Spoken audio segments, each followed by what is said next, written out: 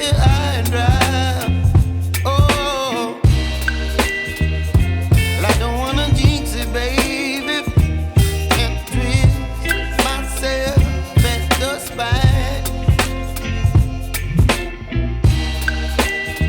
Don't wanna overthink it, baby. It's just twist your body and mine. Baby, you give me ice and fire. You're giving me wind and rain. You're some kind of butterfly. Baby, you give me midnight.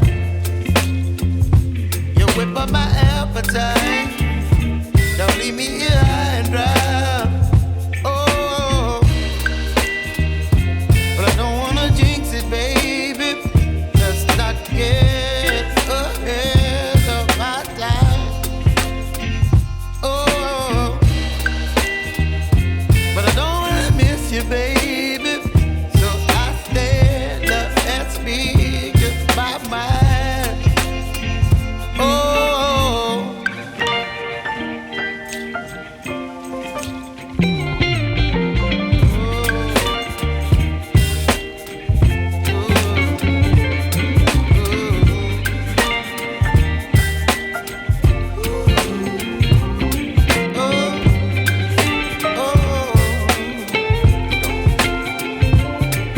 Baby, you give me ice and fire. You're channeling wind and rain. You're some kind of butterfly. Baby, you give me midnight. You whip up my appetite. Don't leave me here high and dry. Baby, you give me ice and fire. You're channeling wind and rain. You're some kind of butterfly. Baby, you give me midnight. You whip up my appetite. Don't leave me here high and dry. Oh, oh, oh, oh,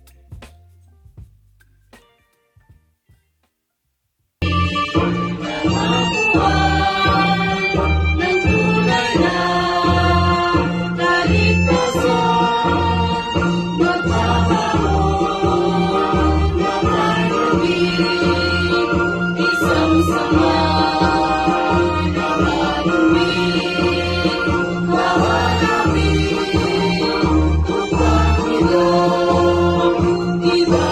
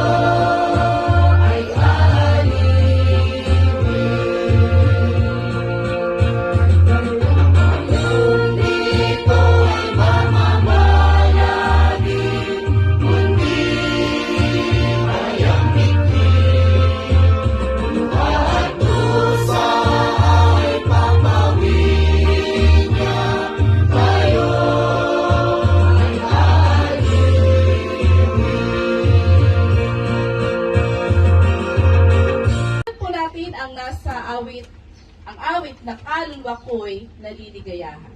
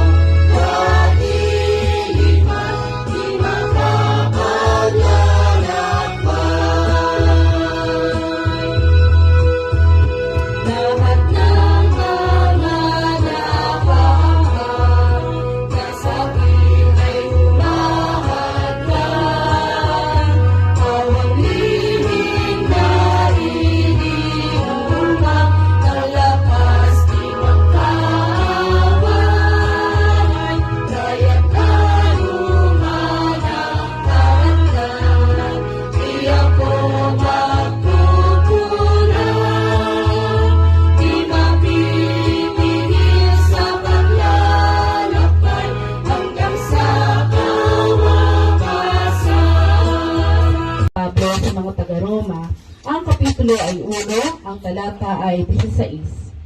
Talata ay 1. Kapitulo ay 12, ang talata ay 1.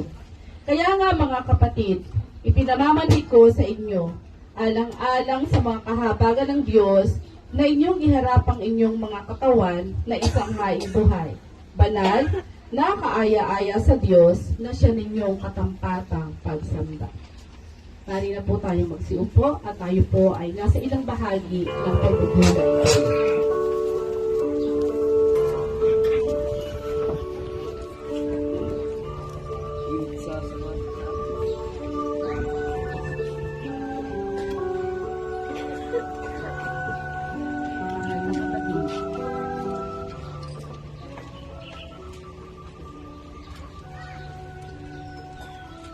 Ilang patahon ka nang nabubuhay sa ibabaw ng lupa.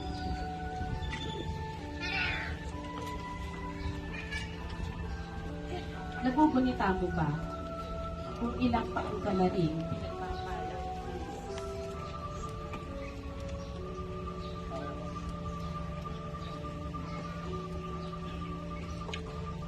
Nagugunita mo rin ba kung gaano ka inibig ng Diyos? Ang buhay, ang kalakasan, ang kalusugan, ang lahat ng bagay na nasa iyong kamay ay pawang mula sa kabutihan niya. Ito ang pagkakataon na iyong pagbalikan ang iyong mga lakad. Isang dakilang bagay ang magpasalamat sa Diyos at panawin na utang na loob ang lahat ng kanyang mabubuting gawa sa iyo.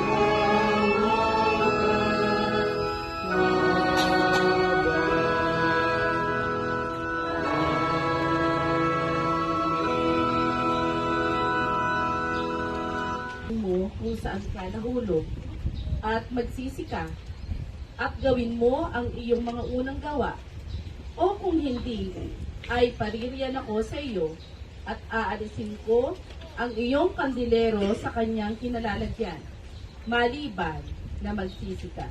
Nasusulat sa Apokalipsis 2:5. Nasa bahagi tayo ng pagsisisi.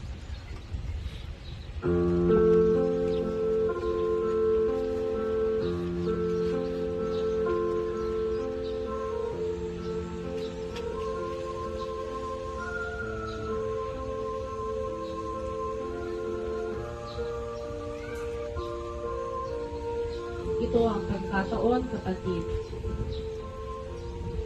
na kilalanin mo ang iyong mga kamalian sa harap ng Panginoon. Huwag mong papagmatigasin ang iyong puso. Huwag kang maging panalo, sapagkat nasusulat na iyong dinadaya ang iyong sarili kung sinasabi mo na ikaw ay walang kasalanan. Alam mo kung saan ka nagkulang. Alam mo kung saan ka nagkamali. Kung kaya't inanyayahan ka ng Panginoon sa isang tuwirang pagsisisi at pagbabagong ganap.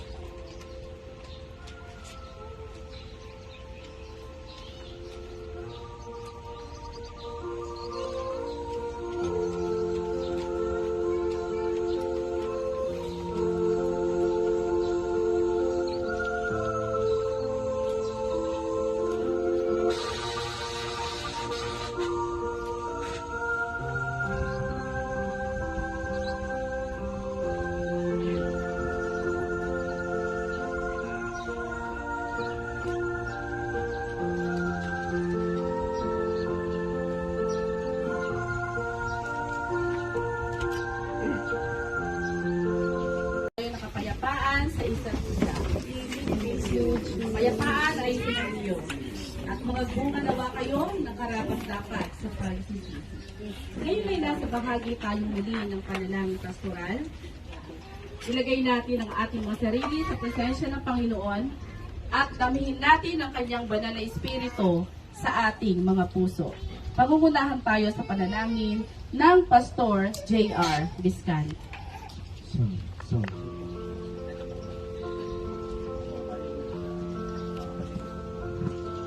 Tayo po ay sama-samang umulog sa ating Panginoon. Sa iyo, Diyos, na dakila at banal at makapangyarihan sa lahat. Ang iyong mga anak, O Diyos, ay sama-samang nagpupuri at nagpapasalamat sa iyong dakilang pangalang Hesukristo. Una, O Diyos, ang buhay at kalakasan taglay ng bawat isa sa amin. At kami, Panginoon, ay iyong iningatan sa aming mga lakbayin, na kami, Panginoon, ay ligtas at kayapang nakarating sa dakong ito upang aming ganapin ang aming banal na tungkulin. Maraming salamat sa iyo, Panginoon, sapagkat tinugon mo ang mga dalangin ng bawat isa sa amin. At patuloy kang dumirinig sa lahat naming mga hibik at sa aming mga kahilingan. Salamat din sa iyo, O Diyos, sapagkat ginagamit mo ang bawat isa sa amin sa paglilingkod at maipahayag ang iyong mga banal na aral at katuruan. Salamat sa iyo, Panginoon, sa araw-araw na aming buhay ay hindi ka nagkukulang ng kahabagan at biyaya at pagpapala na kailangan namin sa bawat sandali ng aming paglilingkod at sa aming pamumuhay. Salamat din sa iyo, Panginoon, sapagkat natutunan namin ang iyong mga banal na aral na siyang naging pamantayan ng aming buhay at ilawan ng aming mga paa tungo sa magulong sanglibutan. Sa sandaling ito, O Diyos, ang bawat isa sa amin ay patuloy na nagtataas ng tinig. Naway iyong marapatin at tanggapin ang lahat ng aming mga pasasalamat na ito. Nandito kami, O Diyos, naway iyong marapatin at pakalinisin mo ang bawat isa sa amin. Sa lahat naming mga pagkukulang, O Diyos, kami ay naway maging karapat-dapat na sumasambitla ng iyong dakilang pangalan at patuloy na naglilingkod sa iyo. Aming inaalala, Panginoon, ang buhay na ikinabuhay ng iyong lingkod, ang aming namayapang Obispo Bienvenido Adriano, na ang buhay na kanyang kinabuhay sa pananampalataya, ang bawat kaluluwang nandito, O Diyos, ay nakinabang sa iyong malaking pagpapala na ipinagkaloob sa kaniya. Ang bawat isa sa amin ay nakalasap ng pagmamahal mula sa kaniya. At sa pamamagitan niya, Panginoon, ay ipinaunawa mo sa bawat isa sa amin ang iyong dakilang aral, na siyang lubos namin ipinagpapasalamat sapagkat ang bawat isa sa amin ay naliwanagan sa tunay na aral na dapat naming matutuhan. Ang kanyang buhay na kanyang ikinabuhay, O Diyos, ay dapat lamang tularan at lakaran ng bawat isang mga kapatid. Patuloy naming dinadalangin sa iyo, O Diyos, kung paano mo siyang pinagpala. Ang lahat ng mga kaluluwang nangaglilingkod sa iyo, O Diyos, naway patuloy mo ring pagpalain. Kasihan ng iyong banal na Espiritu upang ang bawat isa sa amin ay lumakad ng ayon sa iyong banal na kalooban at huwag sa aming sariling kagustuhan. Dalangin din namin sa iyo, Panginoon, sa patuloy naming mga paglilingkod, sa iyong mga manggagawa, sa iyong banal na ubasan, naway patuloy mong kasihan ng iyong banal na Espiritu at ng iyong karunungan, upang mapangasiwaan ang iyong banal na iglesia ayon sa iyong kalooban at ayon sa iyong kaluwalhatian. Dinadalangin din namin sa iyo, O Diyos, ang lahat namin mga kapatid na may mga karamdaman. Lubos kaming nananalig na ang kagalingan at ang kagamutan ay nagmumula lamang sa iyo. Kaya't sama-sama namin sila, O Diyos, inilalapit sa iyo, naway patuloy mo silang pagalingin at palakasin. Aming ding dinadalangin sa iyo, Panginoon, ang lahat ng mga programa ng iyong banal na iglesia. Naway ang lahat ng ito, O Diyos, ay magkaroon ng kaganapan at katagumpayan sa pamamagitan, Panginoon, ng iyong banal na presensya. Sa gawain ngayon namin sa araw nito, O Panginoon, naway maging matagumpay at maging maayos at igawad mo, Panginoon, ang kaayusan at kapayapaan ng aming gawain. Hanggang sa aming matapos ang gawain ito, Panginoon, sa pamamagitan ng iyong presensya. Ang lahat ng ito, Panginoon, ay sama-sama namin tinataas at aming idinadalangin sa iyong dakilang pangalang Jesucristo na nagturo sa amin ng isang dakilang panalangin. Ama namin na nasa langit ka, sabay nawa ang pangalan niyo. Dumating nawa ang kaharian niyo. Gawin nawa ang iyong kalooban kung paano sa langit, gayon din naman sa lupa. Ibigay mo sa amin ngayon ang aming kakanin sa araw-araw. Ipagpatawad mo sa amin ang aming mga utang, gaya namin nagpapatawad sa mga nagkakautang sa amin. At huwag mo kami hatid sa tukso, kundi itas mo kami sa masama, sapagkat sa iyo ang kaharian, kapangyarihan at kalwalhatian, magpakailanman. Shalom.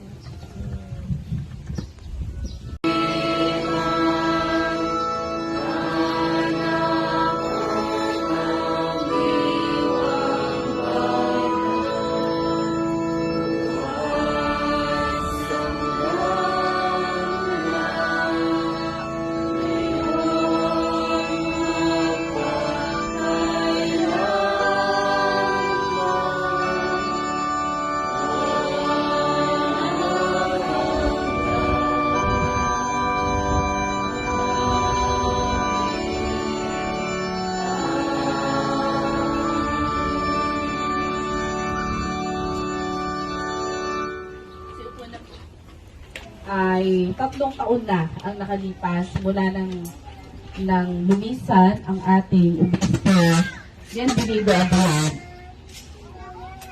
Alam ko na hindi lamang iilan ang nakadama ng kanyang pagmamahal, ng kanyang kalinga, hindi lamang iilan ang nakalasap ng mabuting aral lay pinagkatiwala sa kanya ng Panginoon.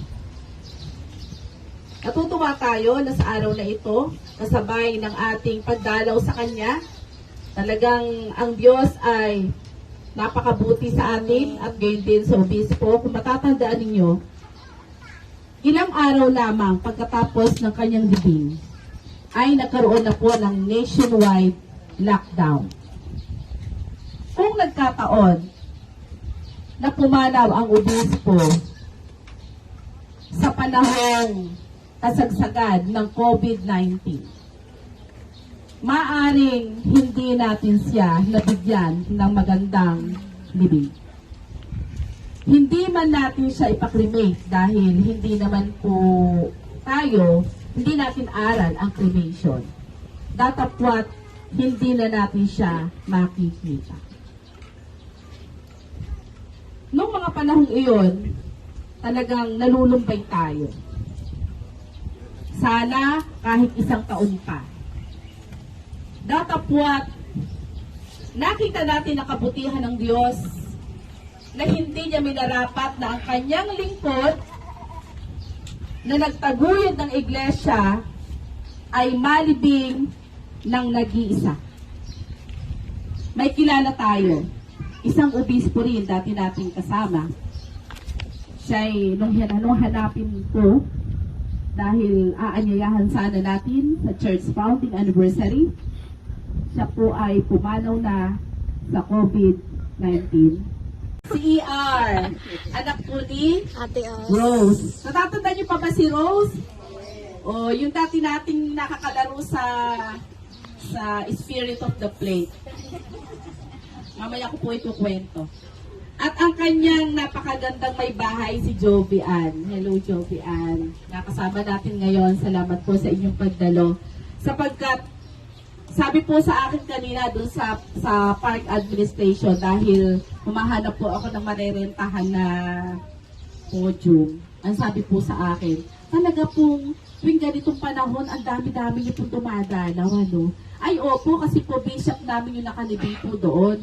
Kaya asahan niyo po na tuwing ganitong panahon, marami po kayong bisita. Kaya po sabi ko, sa susunod na taon, ipapareserve ko na ngayon pa lang po yung mga upuan na yan. So ayun po, kaya alam na po nila, sabi ko po kasi ay lagi po tayong nandirito at alam nila na marami po talagang dumadalaw. Ang sabi pa niya, nakakatuwa po kayo kasi po lahat po ng staff namin sa park, pinapakain niyo.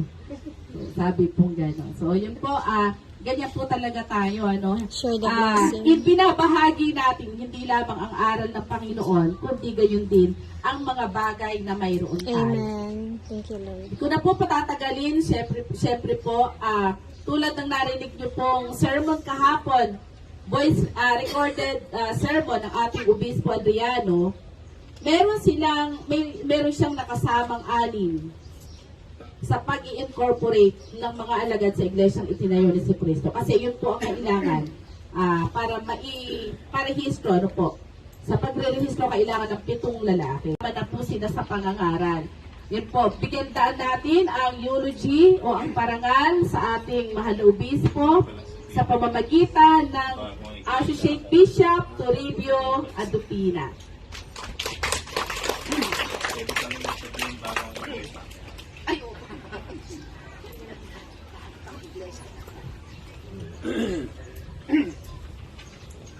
Una po sa lahat ay bumabati ako sa bawat isa ng pinagpalang araw.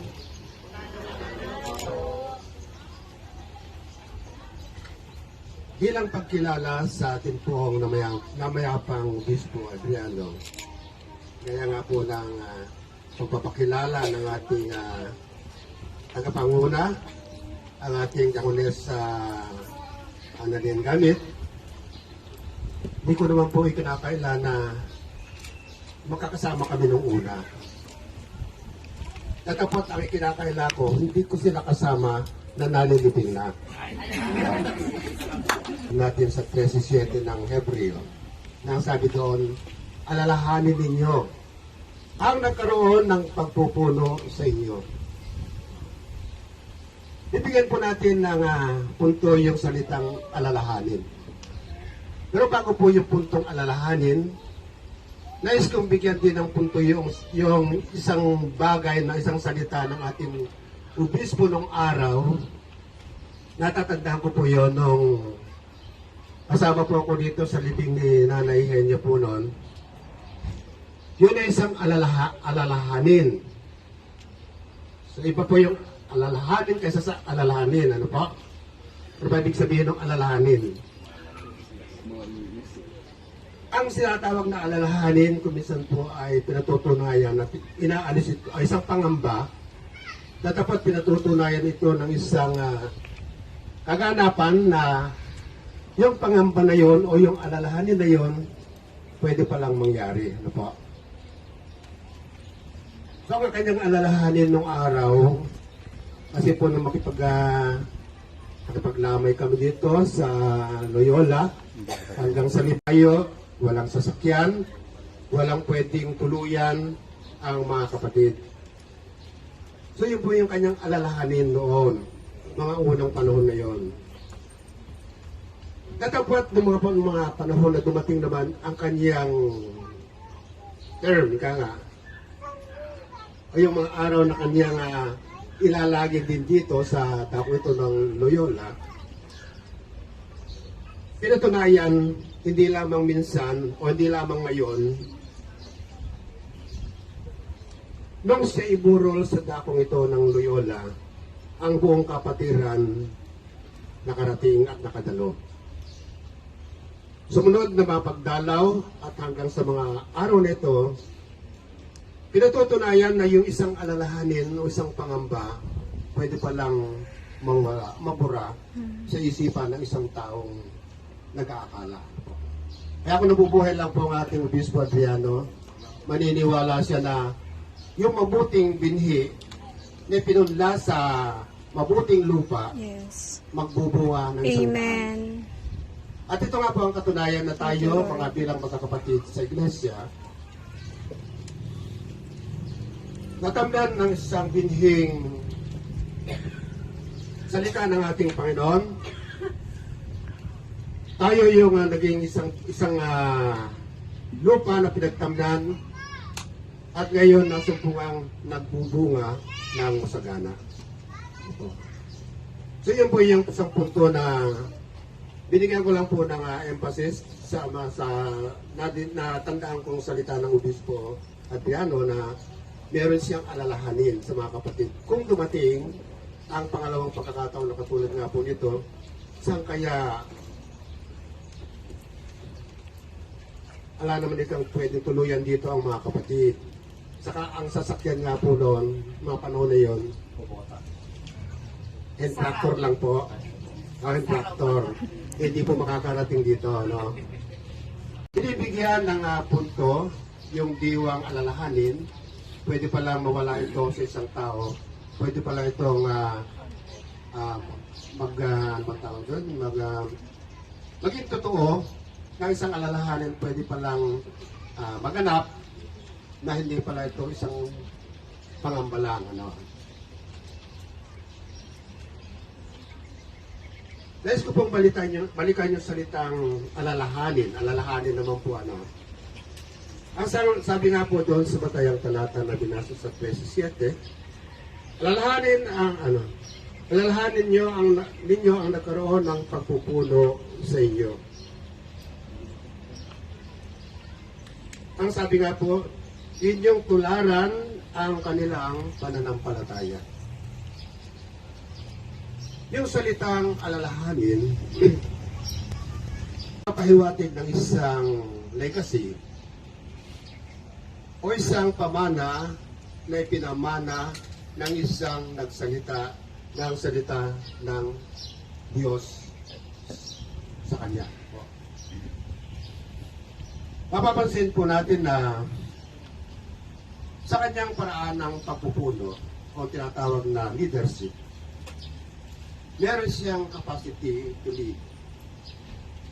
Paano ba niya pinamunuan ang kapatiran? Mahabang panahon, kung papansinin po natin, 2020, nung siya lumisan at iwan ng kapatiran, at ito nga po ang naging kabuuan ng kanyang pangangaral. At marahil yung salitang inyong tularan ang kanilang pananampalataya, marami ngayon ang tumutulad sa kanyang pananampalataya.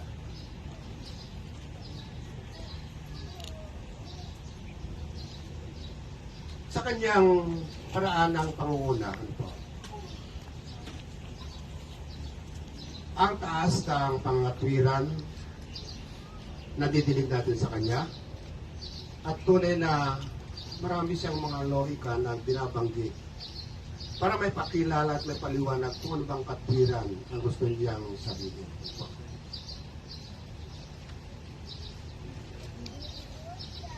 Maraming bagay din tayong napatunayan sa kanya na ang pananampalataya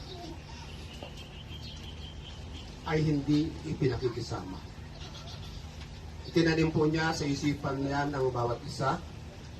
Kaya ito naman ang atin pong sinusundan na ang ating pananampalataya hindi natin dapat ipakisama. Merong isang bagay at napaka mahalagang naalala ko sa kanya kapag ka merong isang katanungan na medyo mabigat sa butil, hindi po natin siya lagi po natin maririnig sa kanya na siya yung laging handa sa pagsagot. Ano bang katanungan ito? Kung natatandaan po ninyo, maging sa batas, maging sa kung ano bang larangan ng karunungan na naririto sa lupa at higit sa pananampalataya, laging handa siya sa pagsagot. Ang mga bagay na hindi na mawawala marahil sa aking isipan, at ito'y isinasalit ko sa inyong isipan sapagkat hindi titigil ang mga taon ng buhay upang alalahanin natin ang mga nagpupuno sa atin. Maring sa mga panahong darating at huwag naman sana sa mga panahong kasalukuyan, sana umabot pa ako ng 50 years ng iglesia. Praise God. Ayun. Salamat mga po kung abot na abot at lumampas pa. Siguro mga 82, 83 ako noon. Makakabil pa po kayo sa SSS. Ayan. Yun po ang isang napakahalagang pinapangarap ko rin sa buhay.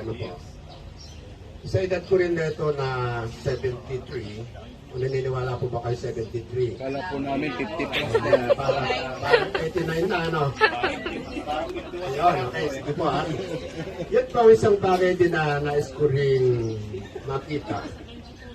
Kung paano at kung kung saan at kailan darating yung tinatawag na renewal ng iglesia. So mga ilang taon pa po yun, siguro? 41 ngayon. So mga 9 years pa para maging 50. Sana po ay magbukang bibig anghel ang bawat isa sa inyo na lumagpas ako sa 51 ng 50 years ng iglesia.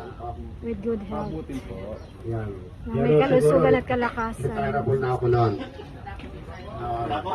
So yun po lang man ang malungkot. Sa iglesia natin pong pinagsasama-samahan walang retirement.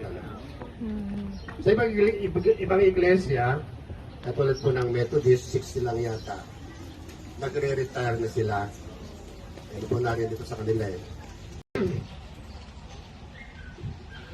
Yung mga bagay na pinapaalala natin bilang pagkilala sa Kanya, sa pagkakataong ito marahil ang dapat ding ipakilala at ipahayag natin sa mga darating na panahon, sapagkat ito ang mga bagay na Kanyang ginawa at nagawa sa buong kapatiran ng mga alagad. So ito po ang aking baikling eulogy sa ating pong Bispo Adrian. Ganda na pagkilala sa atin pong namayapang obispo. Po, naisip ko nga po 82 pero 73 malakas pa. Kasi naalala ko nung obispo nung nag-60 madalas na yung angina pectoris. No, kaya mas mainam po talaga yung banat ang katawan, po. At kumakain ng gulay. Hello there. Kumakain ng gulay. Brother Jay. Jack Jenny. Kaya pala natatawa yung katabi ko eh. Yun. 73. Walang hilig ka ba sa gulay, bro? Ayun po. Yung hindi mahilig sa taba, po, Pastor Jesse? Si Pastor Makapas dyan. Yung mamamatay ng walang mantika, ba? Ayun, ang buhay naman daw hindi pahabaan, pasarapan. Kaya kahit na mga 20 anyos na, pag nabuhay naman na masarap. Ano ba, Pastor? Pwede na. Ay, narinig. At least pag namatay, nakangiti na. Ayun, nakangiti. Hindi parang na-deprive sa maraming bagay. Ayun po. At ngayon naman ay nasa bahagi na po tayo ng pagkakaloob. Dito na lang po sa banda rito. Bali po, kanan niyo po pa at may humahawak naman ng higit kaysa karampatan, ngunit nauuwi lamang sa pangangailangan. Ang kaluluwang mapagbigay ay tataba at siyang dumidilig ay madidilig din. At ang aming kaloob. Amen. Pari na po tayong magsiupo. At Thank you.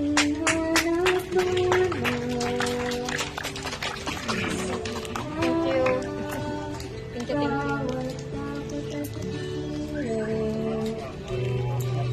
thank you.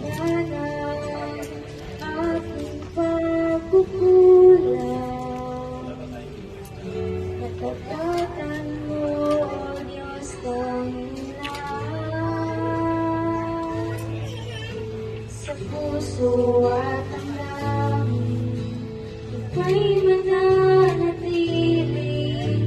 Walang hanggan ang alay mong pag-ibig.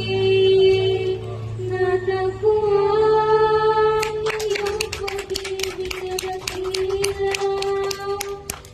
Doon sa krus ako iyong pinalaya. Jesus, ako'y aawit na walang hanggang pagpupuri. Ang puso ko'y sa'yo.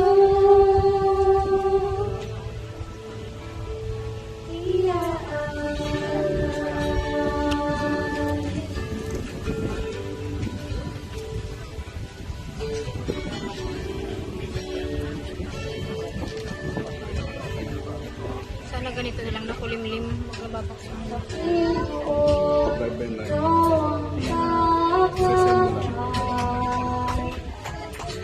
Pagkutiran mo sa hindi na kukulang.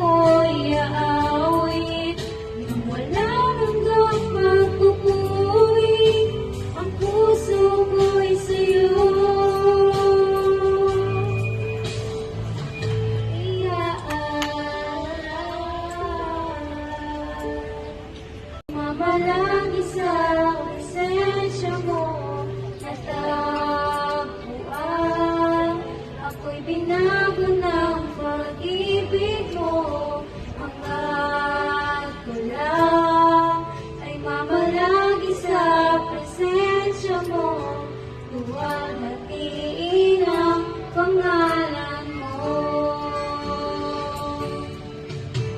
Ang ato lang ay mamalagi sa presensya mo. Natagpuan, ako'y binago ng pag-ibig mo. Ang ato lang ay mamalagi sa presensya mo. Luwalhatiin ang pangalan mo. Tuwan ang iyong pag-ibig na dakila. Doon sa krus, ako'y iyong pinalaya. Jesus, ako'y aawit nang walang hanggang pagpupuri. Ang puso ko'y sa'yo.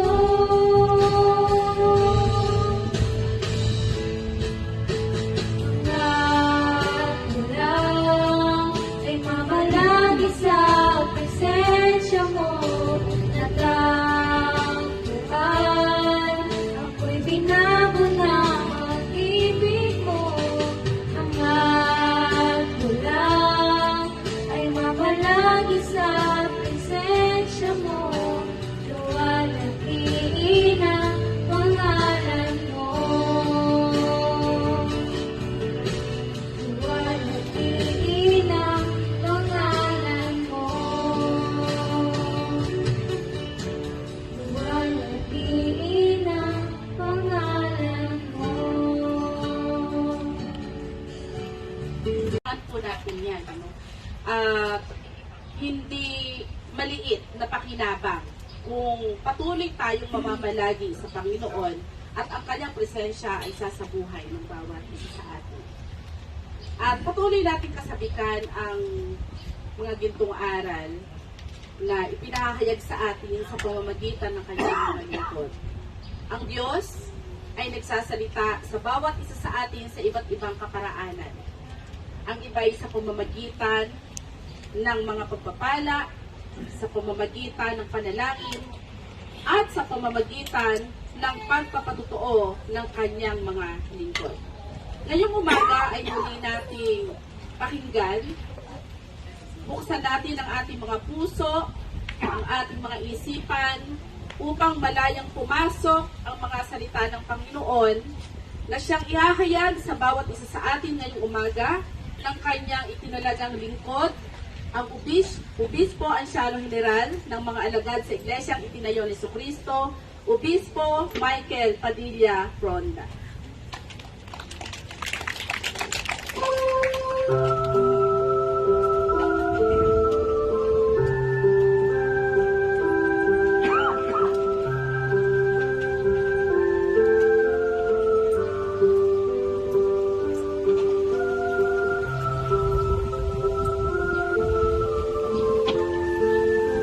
Pagpati sa lahat ng mga naririto. Una ang Mr. Renz, ang Nanay Flor, kasama ang ibang relatives ng pamilya Adriano, na sila ang naging punong abala sa paghahanda ng lugar na ito. At sa lahat ng mga kapatid na mula pa sa iba't ibang panig ng Nueva Ecija, nandyan ang Banang-Karing Congregation sa ilalim ng puno ng Nara, dito sa aking gawing kaliwa, at sa aking namang gawing kanan, sa puno pa rin ng Nara, ang kongregasyon ng Obrero. Kaway-kaway naman dyan. Purihin ang Panginoon sapagkat ito ay first time na ito ay nagkaroon tayo ng ganitong service na sa 41st founding anniversary ay narito tayo sa huling hantungan ng ating pong naging ama ng pananampalataya.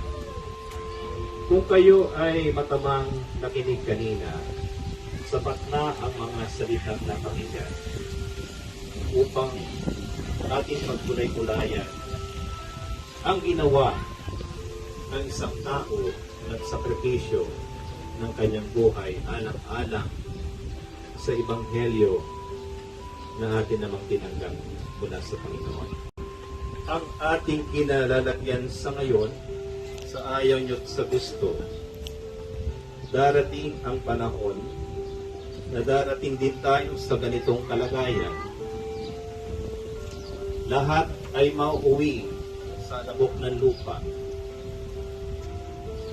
Kaya nga tayo'y parang isang singaw na sa sandaling panahon ay lumitaw at pagdakay napapawi. Sapagkat ang lahat ng laman ay gaya ng damo, at ang lahat ng kanyang karangalan ay gaya ng bulaklak ng damo. Ang damo ay natutuyo, at ang bulaklak ay nalalanta. Ito ay isang katotohanan na hindi natin matatakasan na ang nakikita natin ngayon sa ating gawing kanan, gawing kaliwa ang ating gawing kanan ang buntod ng ating obispo Adriano at ang kanyang mga kapatid na tiging kapatid din natin sa pananampalataya, ay darating din tayo sa ganitong sitwasyon. Ang iba ay naghahanda, gumagastos, dahil tinitignan nila na ito ay darating talaga sa buhay ng isang tao. Subalit, bago natin marating ang ganitong kalagayan, mayroong itinuro sa atin na may isang bagay na ito ang salita ng Panginoon na namamalagi magpakailanman. At ito ang salita ng mabuting balita na ipinangaral sa atin. Gaya ng salita ni Apostol Pablo sa kanyang unang sulat sa mga taga-Korinto 4:15, sapagkat bagaman magkaroon kayo ng 10,000 mga guro kay Kristo, ay wala nga kayong maraming mga ama, sapagkat kay Kristo Jesus ipinanganak ko kayo sa pamamagitan ng Ebanghelyo. Gaya ni Pablo na naging ama ng pananampalataya ng mga naunang Kristiyano sa kanyang kapanahunan, ang naging kalagayan din ng ating Obispo Adriano nung siya'y nabubuhay pa hanggang dumating siya sa ganitong kalagayan, hindi na mapapalitan ang katotohanan na siya ang ating ama ng pananampalataya. Ng pagsunod sa kalooban ng Panginoon ng kamatayan ng kanyang mga banal ay mahalaga. Kaya naririto tayo, mga kapatid, hindi dahil sa ano pa mang bagay, kagaya ng Manila Zoo, kagaya ng Intramuros, MOA. Nandito tayo dahil tayo ay tinuruan. Tayo pinangaralan at pinapahalagahan natin ang katotohanan, ang katuwiran na itinuro sa atin ng ating namayapang obispo. Sa ganitong paraan, magpapatuloy po tayo sapagkat ito ay bahagi ng pinakapuso ng ating gawain, bagamat ito ay Loyola. Nasa panahon po tayo ngayon ng Sunday service at magpapatuloy po tayo purihin ang Panginoon. Yung pong hindi na po kayang tumindig, maupo muna lang po kayo. At aking pong babasahin ang batayang talata ng mensahe ng Panginoon sa araw na ito. Na ito ay nasusulat sa Roma 1:16. Sapagkat hindi ko ikinakahiya o ikinahihiya ang Ebanghelyo, sapagkat siyang kapangyarihan ng Diyos sa ikaliligtas ng bawat sumasampalataya, unay sa Hudyo at gayon din sa Griego, sa talatang 17. sapagkat dito ang katuwiran ng Diyos ay nahayag mula sa pananampalataya hanggang sa pananampalataya, gaya ng nasusulat, ngunit ang ganap ay mabubuhay sa pamamagitan ng pananampalataya. Ang paksang ating tatalakayin bilang mensahe ng Panginoon sa pamamagitan ng kanyang lingkod ay nagtatanong sa atin ng ganito. Ito rin ay kaugnay sa ating tema ng Foundation Day kahapon. Paano mananaig o paano nananaig ang Ebanghelyo ni Kristo sa iyo? Sa wikang Banyaga, how does the gospel of Christ prevail over you? Ang ating quotation sa wikang Banyaga pa rin, begin with the end and many possibilities in mind. Tayo ay sumandaling manalangin. Maraming salamat, Panginoon, sa pagkakataong ito. Kami, Panginoon, ay totoong iningatan mo mula sa malayong lugar. Itinapo mo kami sa lugar na ito upang gumanap ng banal na gawain. Ang pag-aalala sa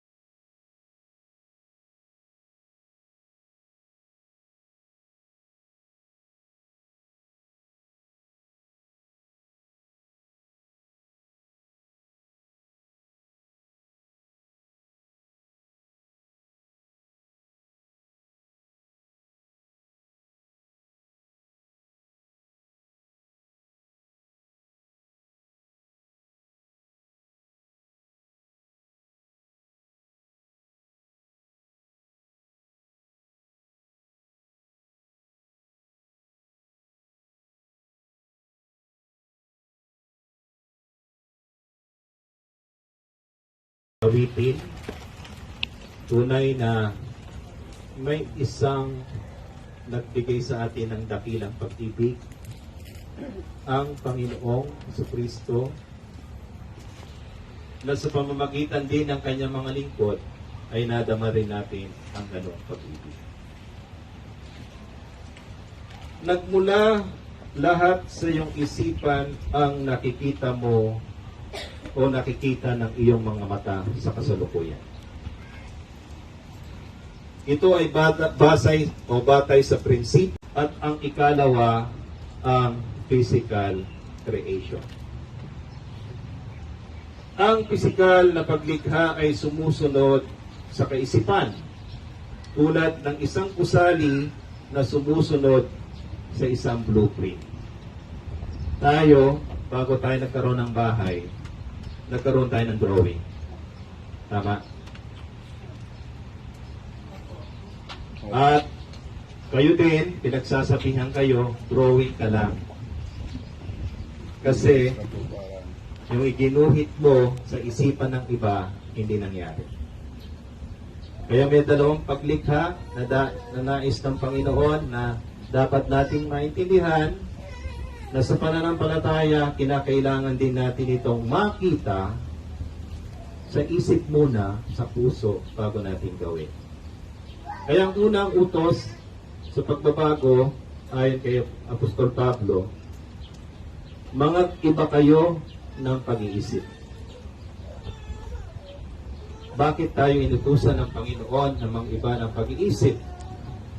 Sapagkat dito natin mapapatunayan, dito natin may ilalagay sa isipan natin kung ito ba'y kaya nating gawin.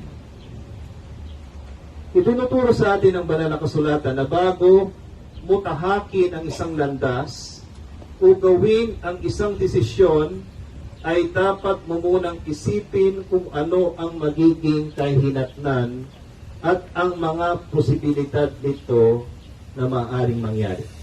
Sino ba rito ang bigla na lang ginagawa ang isang bagay, hindi na niya iniisip yung posibilidad? Di ba yun yung para kang si Bonifacio, sugod na sugod?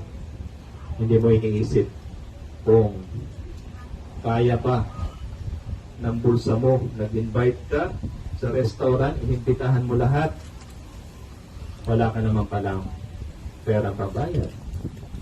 Kaya naman, nagmuro ka ng 1,000 pinggan dahil hindi ka nakahanda. Itinuturo sa atin ng Panginoon sa Lucas 14:28, sapagkat alin sa inyo na kung ibig magtayo ng isang muod ay hindi muna uupo at tatayahin ang halagang magugugol kung mayroong maipagtatapos. Diba? Begin with the end in mind. I-drawing mo muna sa isip mo, Kristo ang pinag-uusapan. Kaya ko ba itong gawin? Kaya ko ba itong i-apply? Maraming nagsasabi, Kristo dito, Kristo doon, pero bumabagsak sa pangalawang paglikha. They're not able to put that Christ into reality, their imagination. Sa 29, baka kung mailagay na ang patibayan at hindi matapos ang lahat ng mga bagay o ang lahat ng mga makakita ay mga pasimulang siya'y libakin. Nakakahiya tayo kapag Kristo ang dala, pero hindi mo naman kayang gawin. Napupuna si Kristo sa atin kung hindi natin ito na isa sa buhay yung kanyang mga aral.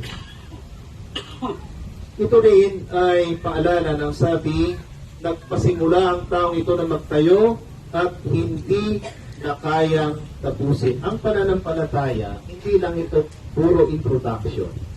Maraming mga tao na magaling lang sa umpisa. Kaya nga, na-create yung intro voice, di ba? Magaling lang sa umpisa, pero pagkalagitnaan na, wala na. Dahil sa mga Pilipino, marami rin tayong kilala na ningas, pugon, maalap sa isipan, pero sa gawa, patay. Okay? Nakakalikha sa isip, gustong pumunta ng langit, gustong maging kagaya ng anghel na may pakpak, pero hindi naman magawa yung requirement. Yung prerequisite tungkol dito. Kaya nga yung awitin, I believe, I'm a fly. Ay, I can fly pala, no? I can fly, but can you fly? May mga isipan kasi na labis. Ang sabi ng Panginoon, huwag kayong mag-isip ng matayo. Minsan, ang isip ko minsan lumalampas. Ang Panginoon, binigyan lang tayo ng mga bagay na dapat nating isipin. Hindi tayo dapat mag-isip ng mga bagay na hindi ayon sa kagustuhan ng Panginoon sapagkat hindi yun mangyayari sa totoong buhay.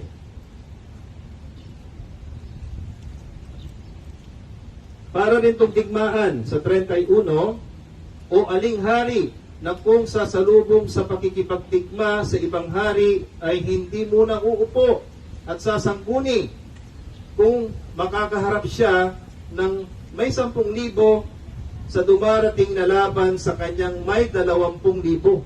Kung ikaw ang hari, 10,000 lang soldiers mo, ang magiging kalaban mo ay hindi mo alam kung 30,000 at 20,000 at sabi mo, yes, we can, kamo. At ang kalaban mo pala, 50,000. Ano mangyayari sa iyo? Matutulog ka. At kung hindi, samantalang malayo pang isa, ay magsusugo siya ng isang sugo at ihilingin ang mga kailangan sa pagkakasundo. Begin with the end in mind. Bago tayo dumating sa ganitong kalagayan, handa ka na ba? Nagawa mo na ba yung requirement para pag napunta ka sa ganitong kalagayan, nasunod mo na ba yung mga halimbawang ipinakita ng ating Ama ng pananampalataya? Kasi nakakatakot mahimlay dito na hindi ka handa. Aabutan ka ng kamatayan na hindi mo naihanda ang iyong sarili sa paghuhukom. Dahil ang tao ay tinakda na mamatay na minsan at ang kasunod nun, walang iba kundi ang aharap ka sa hukuman ng Diyos. Marahil hindi nyo pa ito nakikita. Pero ipinapatanaw na sa atin ang banal na kasulatan na may paghuhukom, may impyerno, may langit.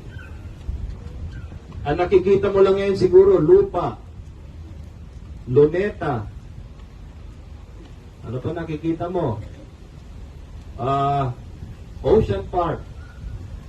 Pero parang magandang pumunta, no? Kapag ang isipan ng tao ay nandun lang sa mga bagay na yon at nauwi tayo sa ganito, may hirap mabuhay na maguli.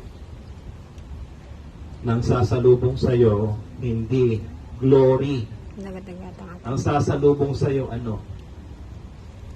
Higit pa sa hindi mo inaasahan. Sapagkat hindi mo ito inilagay sa iyong isipan. Hindi mo ito pinag-aralan. Tanong, paano mananaig ang Ebanghelyo ni Kristo sa iyo? Alam natin ang Ebanghelyo ay kaliligtas ng bawat kaluluwa. Agree kayo doon? Tinuro na sa atin yon. At ang itinuro ng ating mahal na obispo at lumipat ako sa ibang pananampalataya sa kumpinsido ako na yung pagkakaturo sa atin, yun talaga ang makapagliligtas ng ating kaluluwa. Paano mananaig ang Ebanghelyo ni Kristo sa iyo? Dapat alam mo ang mga posibilidad. Number 1, na dapat mong i-drawing sa iyong isipan. Kaya mo bang magtiis? Minsan, ang tao, pag nahirapan,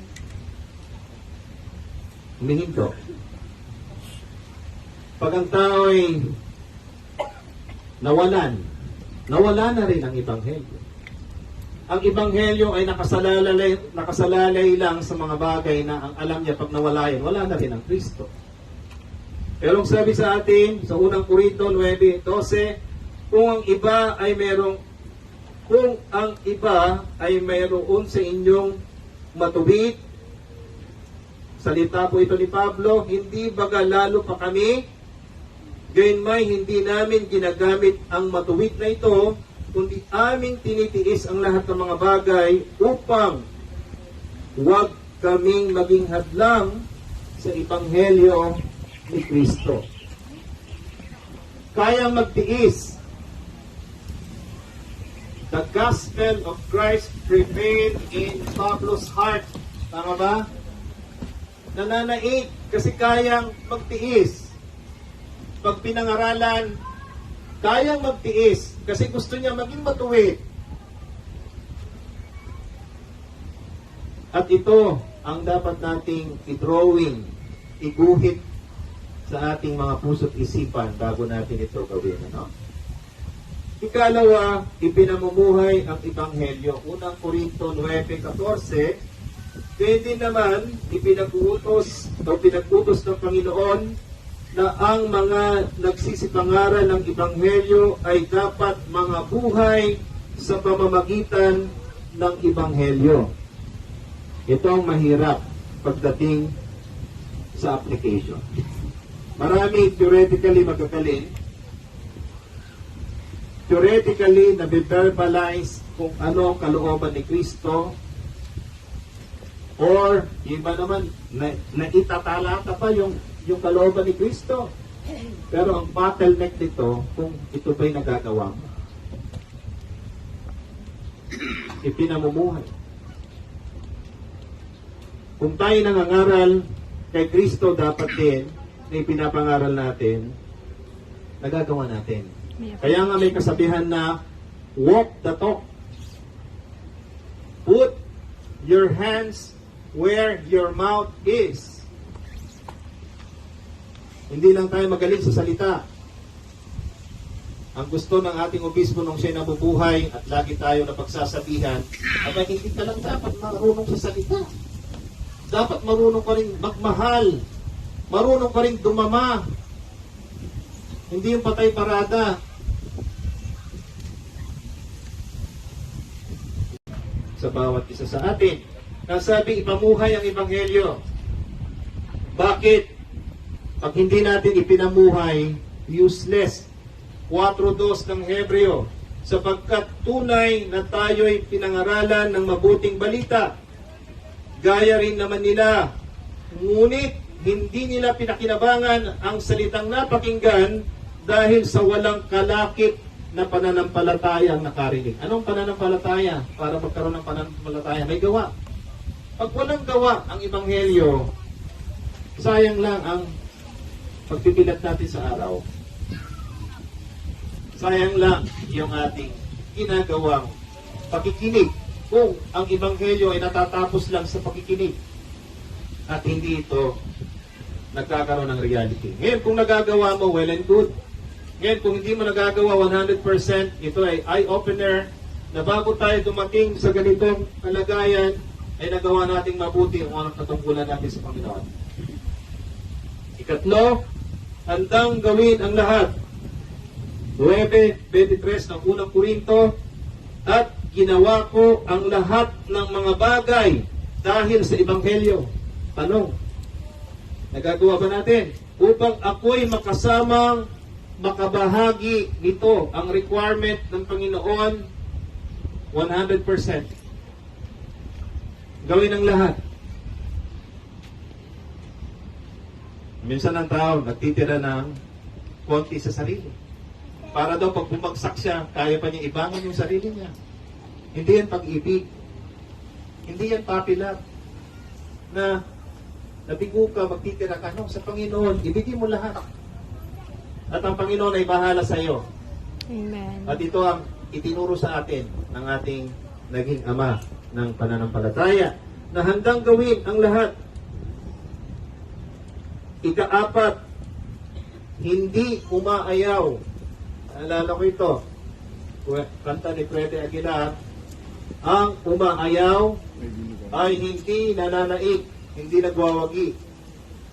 Ang nagwawagi ay hindi umaayaw sa Ebanghelyo, ha? Baka naman umaayaw sa ibang bagay. Sa Ebanghelyo lang tayo hindi dapat umayaw. Ang sabi rito sa Galatia 2:5, sa mga yaon ay hindi kami napahinuhod na supilin kami kahit isang oras upang ang katotohanan ng Ebanghelyo ay manatili sa inyo. Dapat walang patlang. Wala dapat patlang. Hindi yung last week walang nangyari sa iyo kay Kristo. Kaya naman, pagpakitignan natin ang karanasan ng kapatid sa nagdaang linggo, walang masabi. Nasaan si Kristo last week? Walang Ang testimony. naalala last year, what about this week? Where is your Christ? Christ is listening in the past. No.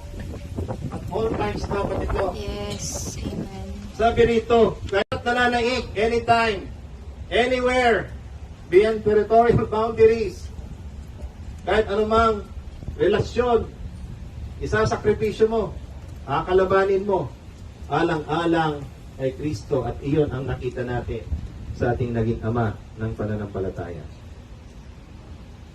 Paano ito nagawa ni Pablo na manaig sa kanya ang Ebanghelyo? Filipos 3:13, mga kapatid, hindi ko pa inaaring inabot nung siya nabubuhay pa, gano'n ang kanyang salita. Datapot isang bagay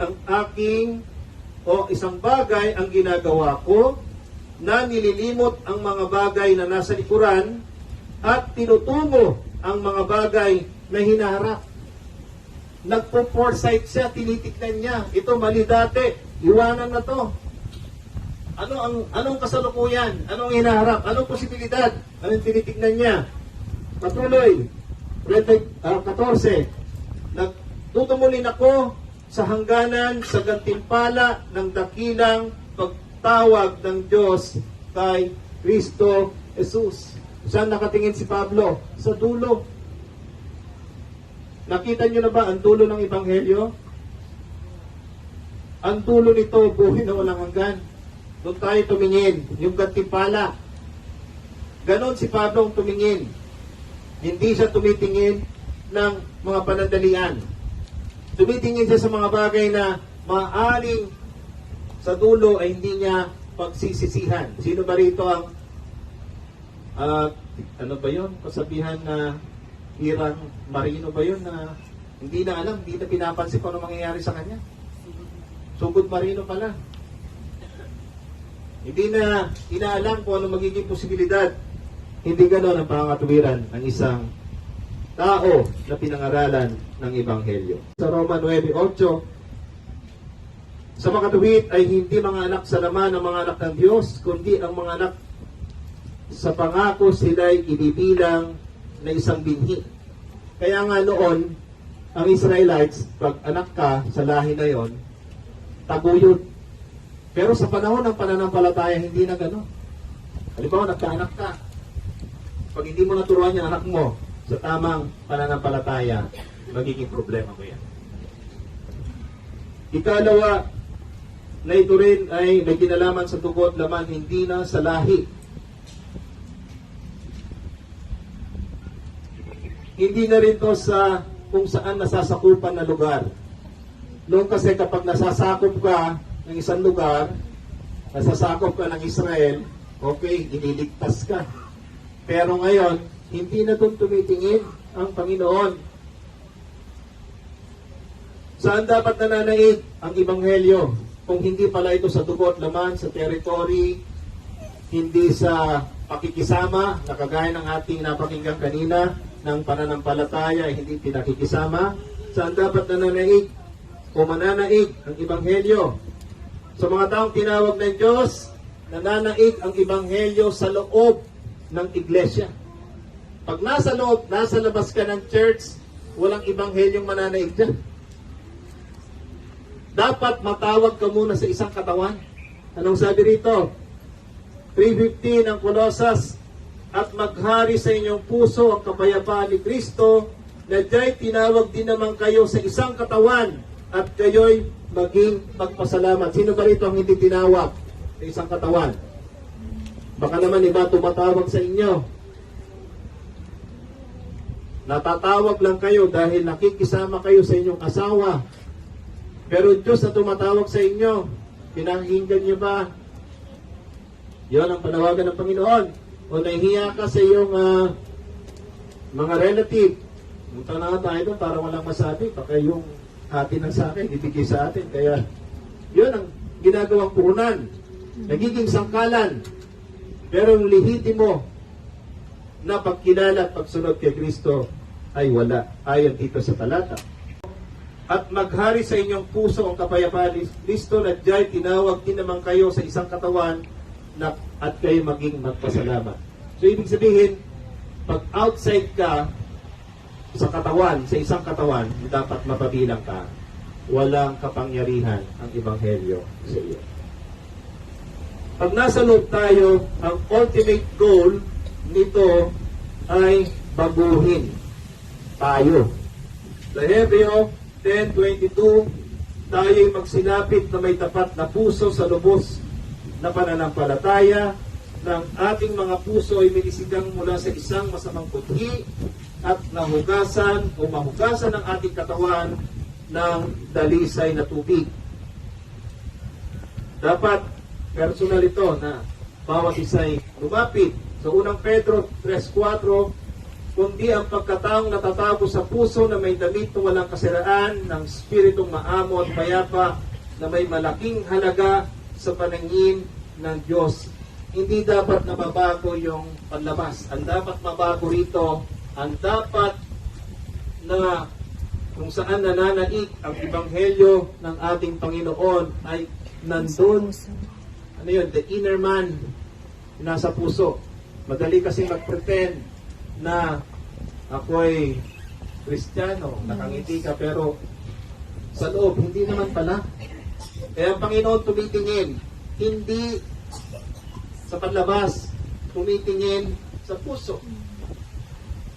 Ang sabi sa atin sa Lucas 17:21, ang kaharian ng Diyos ay nasa loob ninyo. Kaya yung salitang prevailing, yung nananaig, mananaig, dalawang bagay yan. Pwedeng may matalo doon, may manalo. May dominante doon. May superior doon, may inferior. Tanong, sino ba superior sa inyo? Si Kristo o yung mga bagay-bagay sa buhay na ito? Nananaig ba? Yun ang tanong. Kung ang kaharian ng Diyos ay nasa atin, maliwanag na kailangan natin patunayan sa harap ng Diyos na tunay natin siyang tinanggap. Sinampalatayanan at tunay ngang tayong natuto sa kanyang mga salita. Ang pagkatuto ay nangangahulugan ng pagbabago. Kung walang pagbabagong nagaganap sa atin hanggang ngayon, ibig sabihin hindi pa tayo natuto. Sapagkat ang tunay na natuto ay iniiwan ang nakaraan, nananaig sa kanyang ebanghelyo, lalo pa nga ang mga bagay na hindi ayon sa kalooban ng Diyos. 4:21 hanggang 24 ng Efeso, kung tunay na siya inyong pinakinggan at kayo'y tinuruan sa Kanya, gaya ng katotohanan kay Jesus, ay inyong iwan tungkol sa paraan ng inyong pamumuhay na nakaraan, ang dating pagkatao na sumama ng sumama ayon sa mga kahalayan ng pagtaraya, at kayo'y mga bago sa espiritu ng inyong pag-iisip, at kayo'y mga bihis ng bagong pagkatao na ayon sa Diyos ay nilalang sa katuwiran at sa kabanalan ng katotohanan. Sayang ang panahon. Pangarap pa man din ni Associate Bishop na maabot ang 100 years. Pero yung 100 years na yun, nagkakaroon ng kabuluhan kapag ang Kristo ay mananatiling nananalig sa Kanya. Sabi naman ng ating Pastor Louie, hindi daw pahabaan ng panahon. Tama rin yun. Nag 100 years ka nga, pero sinungaling ka naman kay Kristo, di baling namatay ka na ng 20 ka, pero tapat ka kay Kristo. Alin ang makabuluhan? Ang buhay na mahaba na walang Kristo? O maiksing buhay pero punong-puno ng Kristo? Sino ang gusto nang mamatay? Huwag niyong pangaraping mamatay kapag hindi pa nananaig sa inyo ang Kristo. Pero kapag ang Kristo nananaig sa inyo, ang sabi niya Apostol Pablo, mabuti pa sabi doon, ang mamatay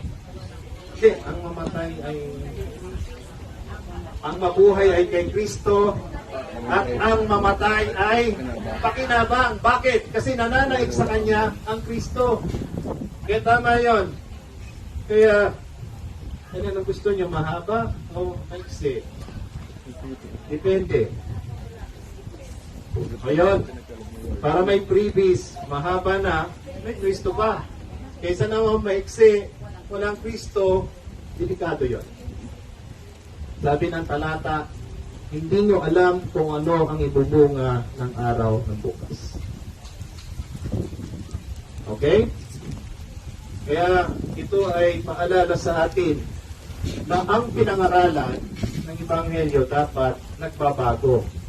Ang nagbabago, natututo. Ang natuto ay tanda ng pagbabago. Baka 41 years na tayo sa church, sabi nga ng ating OIC, happy 41 first anniversary. Baka 40, 4 na dekada na tayo mahigit. Pero ala pa rin nababago sa atin, ay make up your mind. Wake up. Bago-bago naman dyan. Ayon sa Ebanghelyo, baka kung nabubuhay si Bishop Adriano, pag makakita tayo ng hindi pagbabago na po, sigurado hindi matutuwa ang ating Ama ng Pananampalataya. Ganon din kami ng mga tinuruan.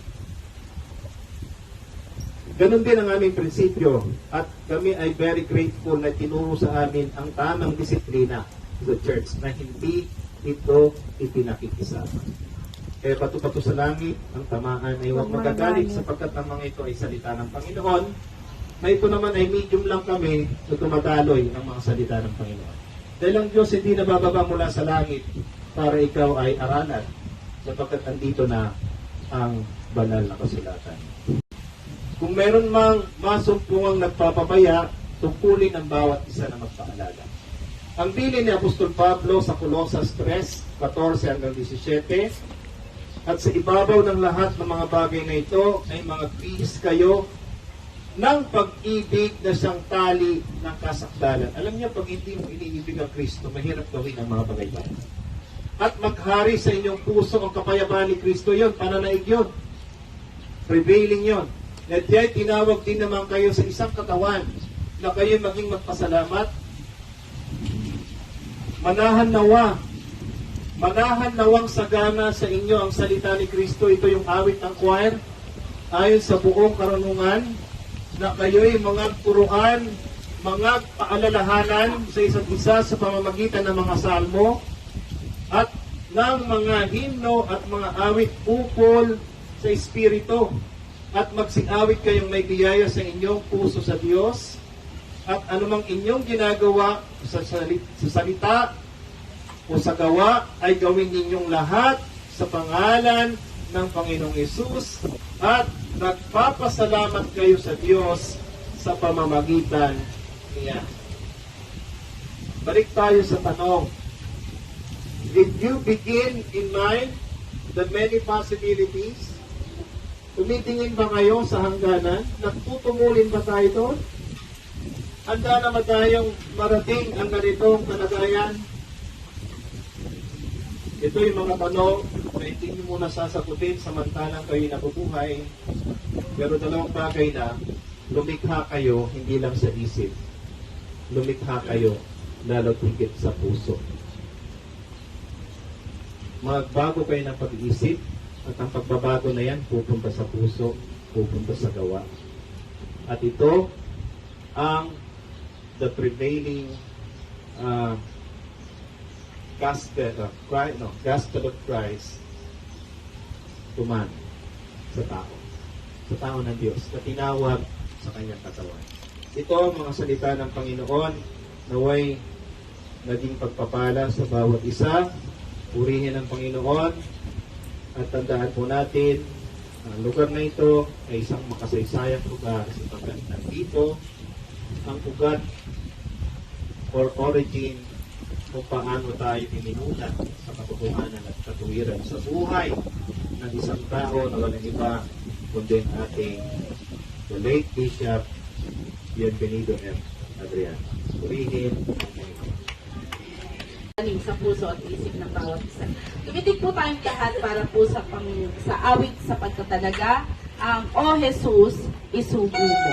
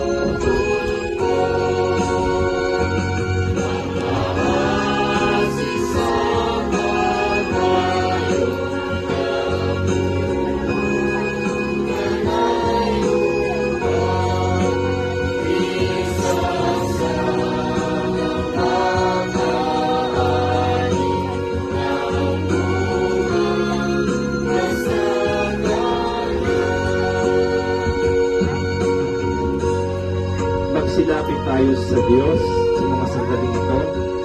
Kung totoo ang Panginoon ay nangusap sa atin sa mga sandaling ito, nagbibigay sa atin ng pagkakataon upang lumapit sa Kanya, hingin ang kalakasan, spiritual. Ganun din ang mga kapatid na may mga gustong ipagpasalamat, mga kapatid na may mga kahilingan. Narito ang muling pagkakataon ay binigay ng Diyos upang tayo magsilapit sa Kanya. Sa lahat ng mga kapatid o mga bisita na nakadama ng Kanyang biyaya.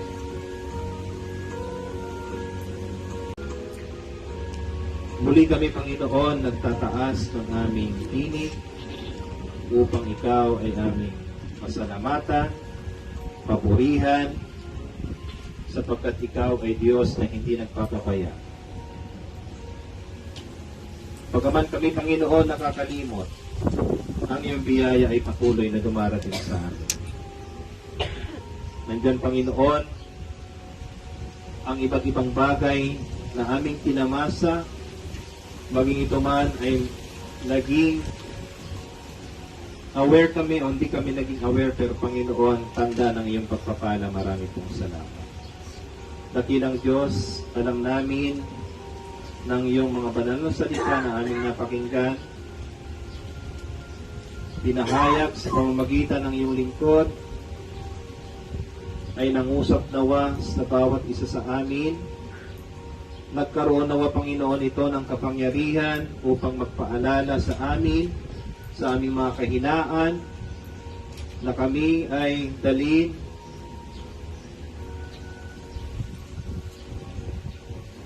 sa isang kalagayan na kami ay maging mapagpakumbaba, kilalanin ang aming mga pagkukulang, at humingi sa iyo, Panginoon, ng kalakasang espiritual, upang kami, Panginoon, ay mamuhay ayon sa Ebanghelyo, manaig sa aming puso, magawa namin sa aming buhay ang iyong kalooban, ang iyong mga turo na ibinaba mo sa amin, inaaral mo sa amin, mula Panginoon, sa aming namayapang obispo na siyang unang nagturo sa amin, at sa mga ibang mga gawa na nagpapatuloy, nangangaral ng iyong mga salita. Nawa dakilang Diyos, manatili kami dito na bago namin abutin ang ganitong kalagayan, ang kamatayan sa amin, ay nakahanda kami, Panginoon, sa pagharap sa iyo sa panahon ng paghuhukom. Nawa dakilang Diyos sa mga kapatid na may mga kahilingan sa mga sandaling ito. Alam mo ang laman ng kanilang puso at isipan. Alam mo ang kalagayan ng bawat isa, kung ano man ang kanilang pinagdadaanan. Humihiling kami, Panginoon, sa iyo ng gabay, ng iyong awa. Tulungan mo mga kapatid na ito, kung ito man ay kabuhayan, kung ito man, Panginoon, ay problema sa pamilya, sa pag-aaral. Ganun din, Panginoon, ang mga kapatid naming may mga karamdaman, dala, Panginoon, ng katandaan, dala ng sakit. O Panginoon, pawiin mo ang mga karamdamang ito, tugunin ang mga kailangan ito, upang sila, Panginoon, ay makapagpatuloy. Ganun din, dakilang Diyos, tulungan mo kami na maharap ang mga hamon, mga pagsubok na dumarating sa buhay namin bilang mga mananampalataya. Inaasahan namin, Panginoon, na may mga darating na mga unos, mga alon, bagyo sa buhay ng isang mananampalataya. Dapat, Panginoon, bigyan mo kami ng kalakasan upang patuloy na manaig ang iyong ebanghelyo sa amin at hindi namin ito maipagpalit. At kami, Panginoon, ang bawat isa ay makapagpatuloy hanggang sa maabot ang kasakdalan. ng karunungan, kalakasan, pisikal ang mga manggagawa na patuloy mo, Panginoon, ginagamit sa pangasiwaan ang kawang ito. Ganon din, Panginoon, ang ipinamana sa akin na responsibilidad ang pagiging obispo. Tulungan mo ako, Panginoon, na sa pamagitan ng iyong biyaya, Banal na Espiritu, mailit ang kawang na ito ayon sa iyong kalooban. Magkaroon, Panginoon, ito ng bunga sa ikababanal. Sapagkat, Panginoon, nagawa na ng aming unang obispo ang pagtatanim. Nasa amin ng Panginoon ang responsibilidad na magpilig at magpalago ng kanyang mga pinalangkas, ng mga simulain ng iyong iglesia sa dako ng obrero at sa dako ng balang karisur. Panginoon, nandito kami sa lugar ng tod ng aming obispo bilang pag-alala, o Panginoon, manatili sa aming puso't isipan ang kanyang pagmamahal sa iglesia at ang mga halimbawang ipinakita sa amin ay matularan namin, maganap namin ang kanyang mga bilin at napagyaman ang mga salita ng Diyos na itinuro sa amin sa aming buhay. Sa mga susunod naming gagawin sa lugar na ito, sa Manila, Panginoon, ingatan mo nawa ang bawat isa. Patnubayan mo ang pag-uwi ng mga kapatid sa kanilang tahanan, na dala ang mga mabubuting salita ng buhay na kanilang natutunan sa lugar na ito. At nawa, Panginoon, ang mga salitang yon ay manatili at hindi mawala. Pagkus, Panginoon, bawat araw kami ay lumalugo, bawat araw kami ay lumalakas sa kabila, Panginoon, ng iba't ibang suliranin, dala ng takbo ng panahon. Ang lahat ng mga bagay na ito, dakilang Diyos, ay hinihiling namin na may pagtitiwala at pasasalamat sa pamamagitan ng iyong makapangyarihang pangalang Hesukristo na aming Panginoon at tagapagligtas. Lahat ay magsabi ng Amen. Amen. Thank you, Lord.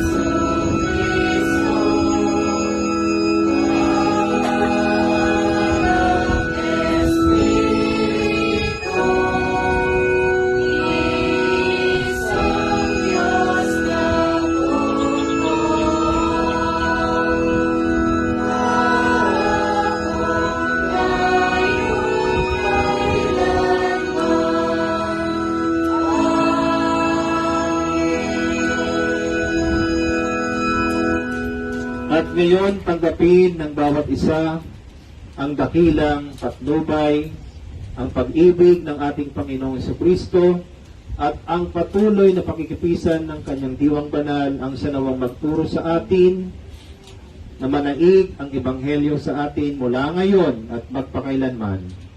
Amen.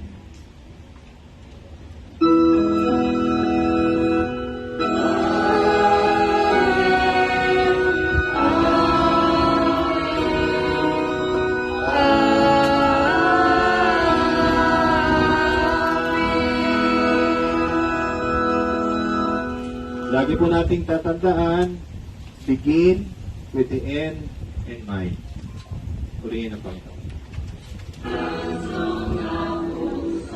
Purihin ang pati ng ating bagong compose na awitin, ang salmo ng kanyang kabutihan. Sabayan po natin ang awit na ito.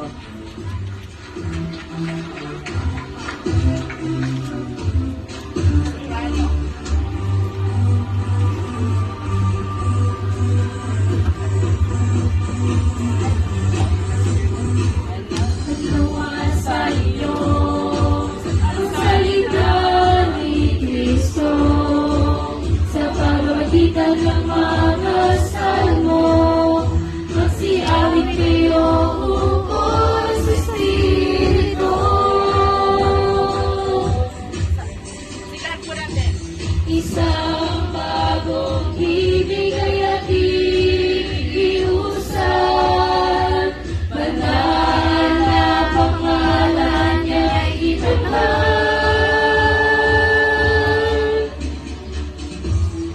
Kabutihan niya sa bigay, isaysay, tinig na bigay sa kanya ialay. Uli ang kalalakan ng isang tinig, damay kapalaran ng pag-ibig. Gamaawit at kabiyayang ibig, ihayag sa mundo sa buong paiging.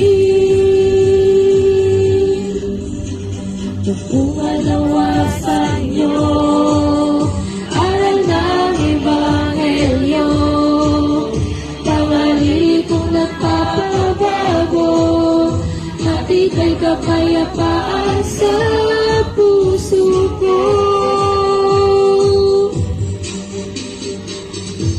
Isang bagong ibig ay ating iusap, banal na pangalan niya'y itanghal.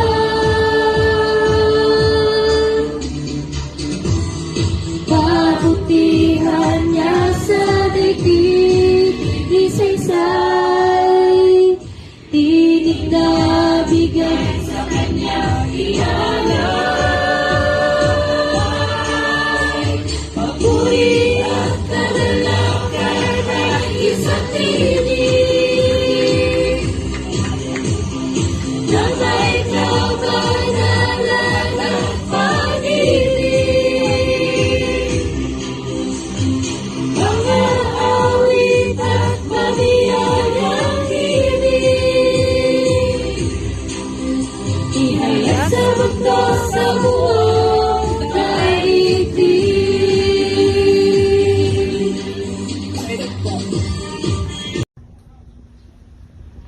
Kaya naririto tayo ngayon, gumugunita sa kung ano yung kanyang nagawa sa bawat isa sa atin.